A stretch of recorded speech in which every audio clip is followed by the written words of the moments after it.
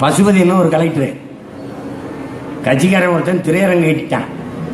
கட்டிட்டு திரையரங்க திறக்கிறதுக்கு முதலமைச்சர் வச்சு திறக்கணும்னு ஆசைப்பட்டாரு. முதலமைச்சர் வர்றாருன்ட்டு அறகுறையா வேலையை முடிச்சு ஐயா வரும்போது திறந்துடணும் ஐயா கையாலேன்னு முடிவு பண்ணிட்டாரு. சரி, கலெக்டர் போய் ஆய்வு செஞ்ச இடத்துல வேலை முற்று பெறல, அதனால இதை திறக்க முடியாதுன்னு அனுமதி தரமாட்டேன்ட்டாரு. கலெக்டரை மிரட்டுறாரு கட்சிக்காரர், முதலமைச்சருக்கு வேண்டியது. அவன் தர முடியாது போயான்னு போய் படுத்துட்டாரு கலெக்டர். முதலமைச்சர் வந்துட்டாரு, என்னையா ஐயா இந்த மாதிரி இந்த கலெக்டர் பைய அனுமதி தர மாட்டேன்ட்டாயா, வேலை கொஞ்சம் அறவரையா, ஏன் தர மாட்டேன்ட்டான், வேலை கொஞ்சம் பாக்கியிருக்கியா அதனால. அப்படியா, சரி ஏறி எங்கேயா கலெக்டர் வீடு, போடியா வண்டி அடியா. வண்டி எடுத்து இங்கேருந்து அடிச்சிட்டான். கோபத்தில் வர்றாரு, ஐயா முதலமைச்சர் பார்த்துக்கிறங்க அப்படின்னு.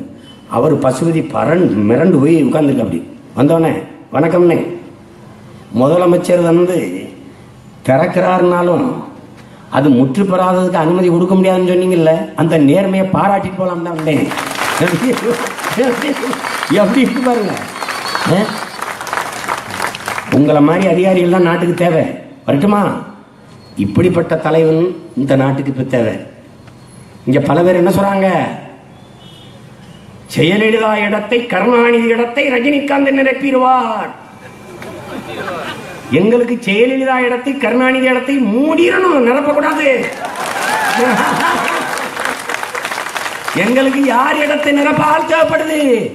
காமராஜர் இடத்தை, கக்கன் இடத்தை, சிங்காரவேலர் இடத்தை, ஜீவானந்த இடத்தை நிரப்ப ஆள் தேவைப்படுது.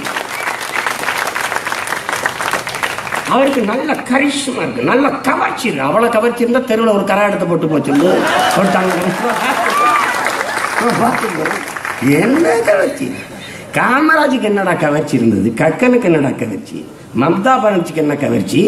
பினராயி விஜயனுக்கு என்ன கவர்ச்சி இருக்கு?